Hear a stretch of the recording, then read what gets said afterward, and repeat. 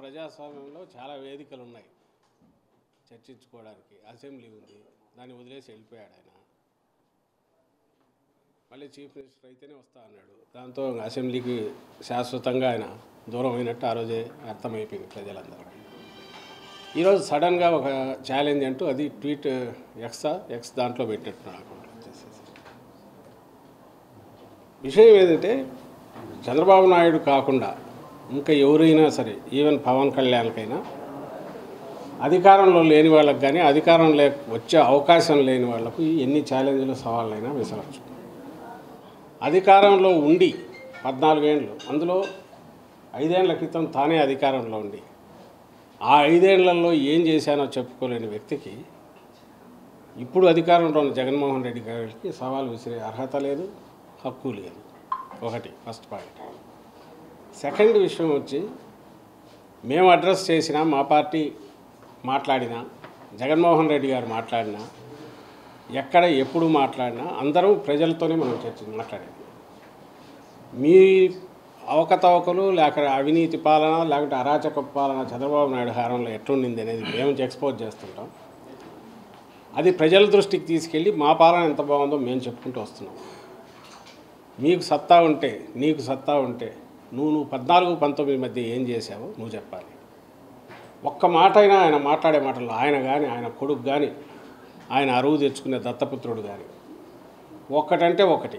ఆయన అయితే ఆ దత్తపుత్రుడు అయితే 18లో ఆ పాలన చెత్త పాలన, అందుకే నేను ఇండిపెండెంట్గా పోటీ చేస్తాను పక్క కూడా పోయినాను. వీళ్ళిద్దరూ తండ్రి కొడుకులైనా ఇదిగో మేము 14-19 మధ్య ఇది చేశాం, మా పాలన జగన్మోహన్ రెడ్డి గారి కంటే ఇందులో బాగుంది, మాకు ఓట్లు వేయండి అని ఒక్కరోజన్నా అడుగుతున్నారా? నోరు తెరిస్తే తిట్లు బూతులు తప్ప. అసలు అది మామూలుగా అయితే కేవలం జగన్మోహన్ రెడ్డి గారు ప్రజాస్వామ్యం మీద అత్యంత గౌరవం ఉన్న వ్యక్తి కాబట్టి, ఆఖరకు అంతిమ నిర్ణేతలు ప్రజలే అని తెలిసిన వ్యక్తి కాబట్టి ఈ కారుకూతలన్నీ ఎందుకు పట్టించుకోవాలని వదిలేశాడు. కానీ నిజంగా వాళ్ళు అంటున్నట్టు జగన్మోహన్ రెడ్డి గారు ఒక నియంతనో, ఇంకో రకమో, ఇంకొక రాజ్యాంగమో, వాళ్ళు అంటున్నట్టు రాజారెడ్డి గారి రాజ్యాంగం ఇట్లా పొద్దుపోని మాటలన్నీ అవి నిజమైతే వీళ్ళు ఇట్లా బరి తెగించి రోడ్డు ఎక్కి తిట్టుకుంటూ తిరగలిగే వాళ్ళ చంద్రబాబు కానీ, ఆయన కొడుకు కానీ, వాళ్ళ ముఠా ఎవరైతే ఉన్నారో వాళ్ళందరూ. అవి తప్ప వేరే ఎందుకు మాట్లాడలేకపోతున్నారు? తిట్లు తప్ప. ఎక్కడైనా ఒక సహేతుకమైనవి కానీ లేదా ఒక ప్రాతిపదిక మీద కానీ వాళ్ళు ఏదైనా ఆరోపణలు కానీ విమర్శలు కానీ చేస్తున్నారా? ఒకటి లేదుగా. ఈరోజు పెట్టిన దాంట్లో కూడా జగన్మోహన్ రెడ్డి గారు ఎప్పుడెప్పుడో మాట్లాడినవన్నీ గుదిగుచ్చి దాంట్లో పెట్టారు. అందులో ఏది కాదని లేదు, కానీ ఫైనల్ మేనిఫెస్టోలో వచ్చాక ఏం చెప్పారు, అందులో మేమేమేమి అమలు చేసామనేది మేము చెప్పుకుంటున్నాం రోజు. అందులో ఏది కాదు నిజం కాదు చెప్పమనండి. మద్య నిషేధంకు సంబంధించి కూడా దశల వారీ అన్నాం. అది కూడా ఆ లక్ష్యం ఏదైతే ఒక డ్రీమ్ లాంటిది, అది ప్రాక్టికల్ ఇబ్బందులు ఉన్నందువల్ల వాల్యూమ్స్ తగ్గాయి, రెవెన్యూ తగ్గకుండా చూసుకున్నాం. ఎందుకంటే వెల్ఫేర్ వాటికి అన్నిటికి కావాలి కాబట్టి. ఇంతకుముందు ఉన్న బెల్ట్ షాపులు అసలు మొత్తానికే వెళ్ళిపోయాయి. ఉన్న దుకాణాల షాపులు కూడా సగానికి సగం తగ్గిపోయాయి. ప్రభుత్వమే తీసుకోవడం ద్వారా రెవెన్యూకి ఎక్కడా గండి పడకుండా ఈరోజు ఒకప్పుడు 16,000 కోట్లు ఉండేది, ఈరోజు 25,000 కోట్లు పెరిగిందంటే ఇంకో పక్క వాల్యూమ్స్ తగ్గి, అంటే కన్జంప్షన్ తగ్గి, అది ఎట్లా సాధ్యమైందంటే వాటెవర్ రావాల్సింది గవర్నమెంట్కి వస్తుంది. ఇంతకుముందు సిండికేటర్ రూపంలో అడ్డంగా ఈ ఆదాయం అంతా వాళ్ళు దోచుకుంటున్నారని దాన్ని బట్టి అర్థమవుతుంది. ఇది ఇంతగా ఎలాబరేట్ చేసి ఎందుకు చెప్తున్నామంటే అదొక్కటే అనుకున్న పద్ధతిలో అనుకున్నంతగా చేయలేకపోయాం కాబట్టి మాకు మేము తగ్గించుకున్నాం, మార్కులు తగ్గించుకొని వేసాం. 99% ఈరోజు మేనిఫెస్టో పూర్తి చేసామని సగర్వంగా ఎందుకు చెప్పగలుగుతున్నామంటే మిగిలినవన్నీ ఏది కాలేదో చెప్పమనండి.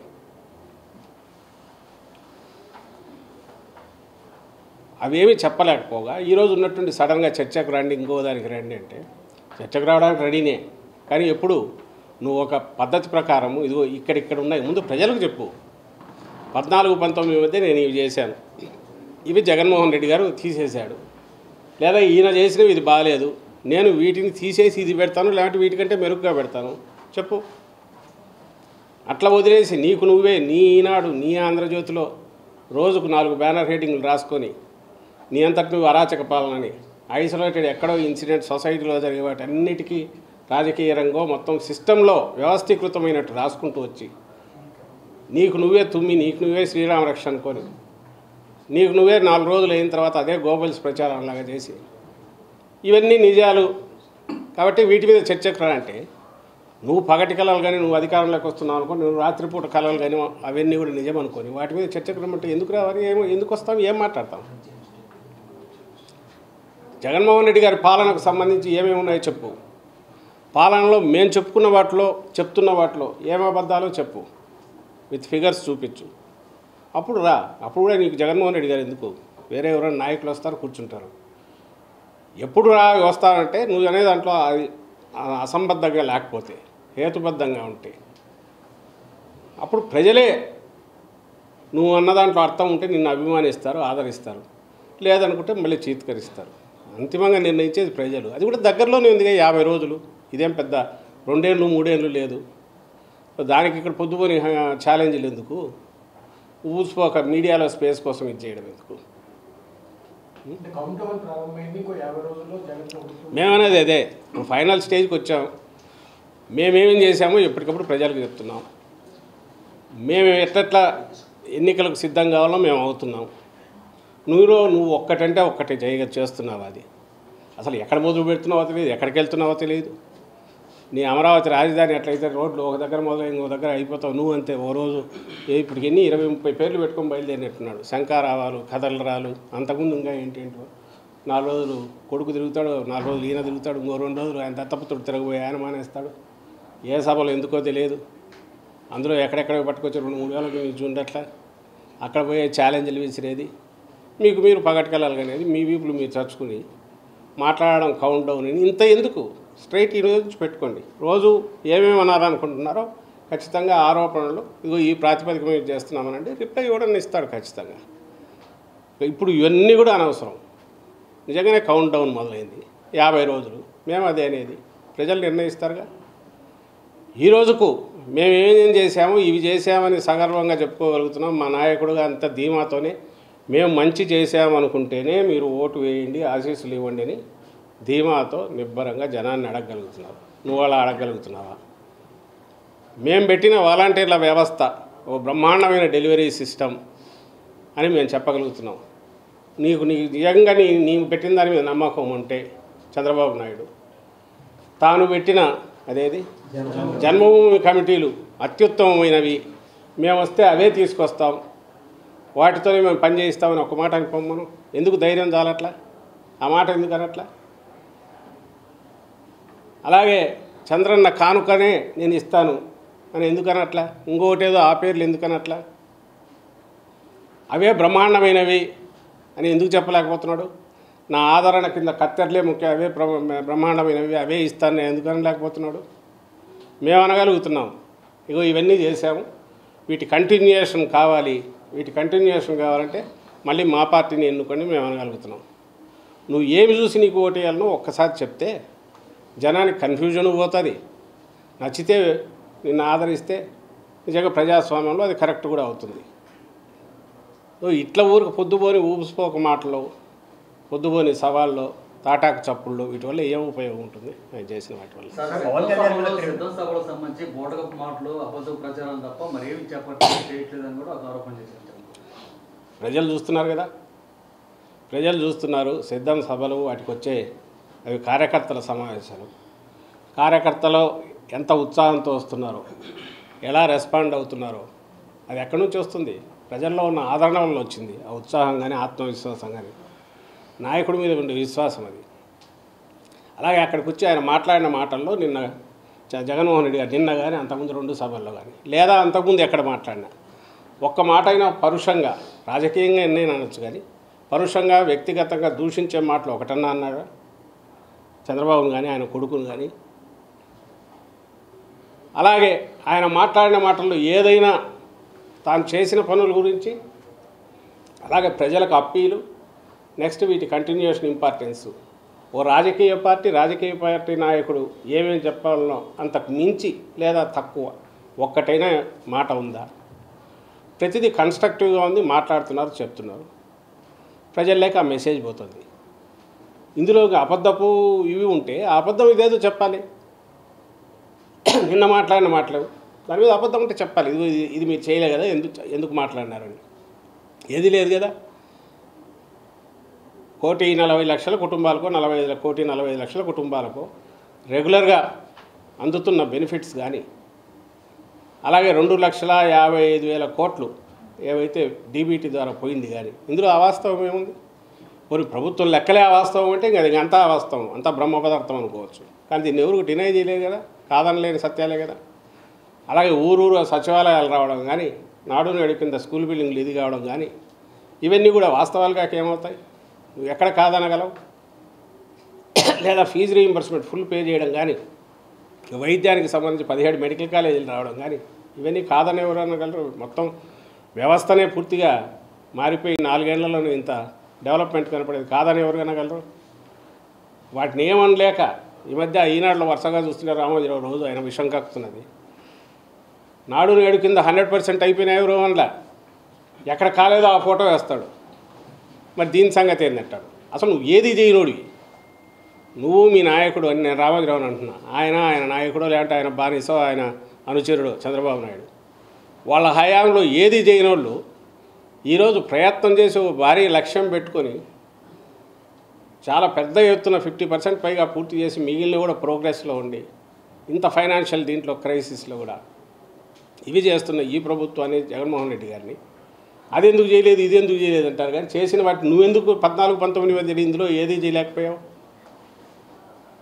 దానికి ఆన్సర్ ఉండదు. సో ఇది కేవలం 1-2 మీడియా సంస్థలను నమ్ముకోను, లేదంటే తన ఊదరగొట్టడంలో ఉన్న తన వాటి కాదు తన పరిపక్వతం లేదా తన మాస్టర్ క్రాఫ్ట్మెన్షిప్ను దాన్ని వాడుకొని చంద్రబాబు నాయుడు రోజు మాట్లాడిందే మాట్లాడుతున్నావు, లేదంటే కొత్తది ఏదో ఒక కన్ఫ్యూజన్ క్రియేట్ చేయాలని ట్రై చేసే కాదు. ఎలక్షన్ల ముందు కూడా చేస్తున్నాడు. దానివల్ల ఉపయోగం ఉండదు, ఎందుకంటే కళ్ళ ముందు కనపడుతున్నాయి రిజల్ట్స్. ప్రజలు వాటిని ఎంజాయ్ చేస్తున్నారు. రాష్ట్రంలో 87% మంది ప్రజలు ఖచ్చితంగా డైరెక్ట్గా బెనిఫిట్ పొందారు. ఏదో ఒక రూపంలో ప్రభుత్వం నుంచి బెనిఫిట్ పొందారు. అందుకు కృతజ్ఞతలు చెప్తున్నారు, అందుకే బ్లెస్సింగ్స్ ఇస్తున్నారు. అవి కళ్ళ ముందు కనపడుతున్నాయి. దాంతో బెంబేరు ఎత్తిపోయి రోజుకు ఒక రకంగా ఆయన మాట్లాడుతున్నాడు. సార్, రాజకీయాల్లో పొత్తులు అన్నది సర్వసాధారణం. పొత్తులు పెట్టుకుంటే జగన్ ఎందుకని టీడీపీ రాజకీయాల్లో పొత్తులు అన్నది సర్వసాధారణం. మేము ఎవరితో పొత్తులు పెట్టుకుంటే జగన్ ఎందుకని టీడీపీ నాకెందుకు? తను చెప్తున్నాడు కాబట్టి, మేమే పవర్లోకి వస్తున్నాము కాబట్టి, జగన్మోహన్ రెడ్డి గారు ఇంటికి వెళ్ళిపోతున్నారని అంటున్నాడు కాబట్టి, ప్రజలు ఆయన చిత్కరిస్తున్నారు పంపేస్తున్నారని అంటున్నాడు కాబట్టి, మరి అంత నీకు ధీమా ఉంటే నీకు పొత్తులు ఎందుకు అని అడుగుతున్నాను. మా అంతటా మేమన్నా ఆయన ఇష్టం ఎంతమందికి అయినా పెట్టుకోండి. కానీ అయిపోయింది, వెళ్ళిపోయాడు. ఇప్పుడు ఇంతకుముందు ఆయన పవన్ కళ్యాణ్ అన్నాడని ఎవరో అన్నారు, ఏది మేమే అధికారంలోకి వస్తున్నామని. అంత అధికారంలోకి వస్తామని ధీమా ఉన్నప్పుడు, ప్రజల్లో జగన్మోహన్ రెడ్డి గారి పట్ల ఇంత వ్యతిరేకత ఉందని ఆయన అనుకుంటున్నప్పుడు, ఇంక పొత్తులు ఎందుకు? నేరుగా తగలొచ్చుగా. ఆ సీట్ల దగ్గర అంత గందరగోళం ఎందుకు? తన తమ్ముళ్ళను అంత ఇది ఇబ్బంది పెట్టడం ఎందుకు? తను నమ్ముకున్న వాళ్ళను తనకు లేదు కాబట్టి, ఇంకో పక్క బింకాలు పలుకుతున్నాడు కాబట్టి, ఏదో ప్రగల్భాలు పలుకుతున్నాడు కాబట్టి ఆయన అడుగుతున్నాం, మరి నీకు అంత ఇది ఉంటే పొత్తులు ఎందుకు ఆయనకని అడుగుతున్నాం. అధికారంలోకి వస్తే జగన్ ఆస్తులు మొత్తం ప్రజలకు పంచి పెడతాం నేను విశాఖ వాళ్ళు అధికారంలోకి రానివాడు ఏమైనా మాట్లాడచ్చు. 14-19 మధ్య వాళ్ళే అధికారంలో ఉన్నారు. అంతకుముందు తప్పుడు కేసులు వాళ్ళే పెట్టించారు. ఈ అధికారంలోకి వస్తే అన్నీ తీసుకొని పంచుతారు. ఈ పొద్దుపోని మాటలన్నీ ఎందుకు? ఆయన ఆస్తులు ఎవరు ఇటు పంచలేరు. 2 ఎకరాలు 1/2 ఎకరా నుంచి అక్కడికి ఎదిగినాడు లక్షల కోట్లలోకి. అవన్నీ మేము పంచుతామంటే కూడా అంతే అసంబద్ధంగా ఉంటుంది. జగన్మోహన్ రెడ్డి గారు నేను వస్తే అవన్నీ పంచుతానంటే ఎప్పుడు అనలే జగన్మోహన్ రెడ్డి గారు.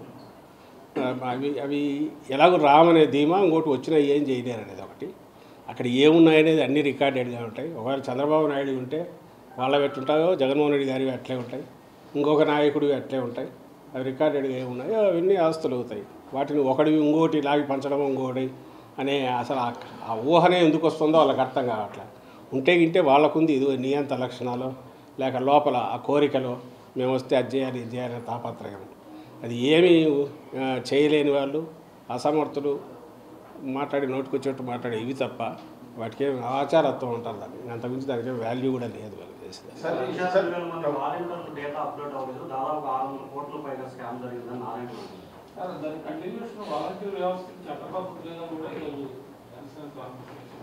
వాళ్ళు ఏమన్నా అనుకొని ఛాలెంజ్ చేస్తారు, ఏమైనా చేసుకొని తప్పలేదు. కానీ ఏ డేటా 1,02,000 మంది వాలంటీర్లు డేటా లేదు.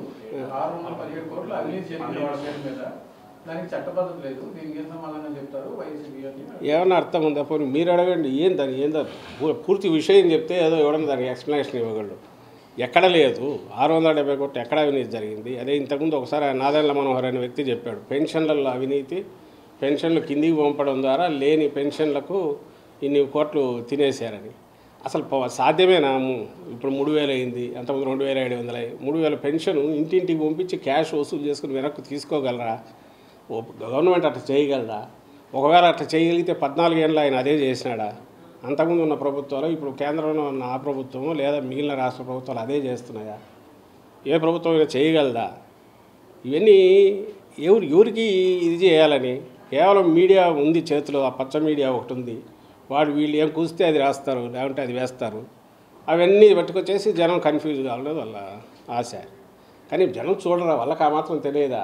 వీళ్ళ ఇంగితం లేని మాటలో వాళ్ళకు లోపల ఉండే ఇదంతా బయటకు ఎక్కడం, ఏవైతే చంద్రబాబు నాయుడుకి లక్షణాలన్నీ ఉన్నాయో అవన్నీ జగన్మోహన్ రెడ్డి గారికి ఆపాదించాలని చూస్తున్నారు. అవన్నీ ఆపాదించేటట్టు చూసుకొని రాయడము. దానికి మొన్నెప్పుడో నాకు నవ్వు వచ్చింది లోకేష్ అతను మాట్లాడుతుంటే. ఎప్పుడో రాజశేఖర రెడ్డి గారు 99 తర్వాతలోనూ అపోజిషన్లో ఉన్నప్పుడు చంద్రబాబు నాయుడుకు శాపం ఉంది, ఒక్క నిజం చెప్పినా ఆయన తల 1000 ముక్కలు అవుతే ముందు శాపం ఉంది. లోకేష్ ఆ మాట జగన్మోహన్ రెడ్డి గారి గురించి అంటున్నాడు. బహుశా అప్పుడు పిల్లోడు కాబట్టి తనకేం గుర్తున్నట్లే, మన ఆయన గురించే అప్పుడు రాజశేఖర రెడ్డి గారు అన్నారని గుర్తున్నట్లే. ఆ మాట జగన్మోహన్ రెడ్డి గారి గురించి అంటున్నాడు. ప్రపంచం అంతా తెలుసు, అబద్ధం నిజం చెప్తే తల చెక్కలవుతుంది.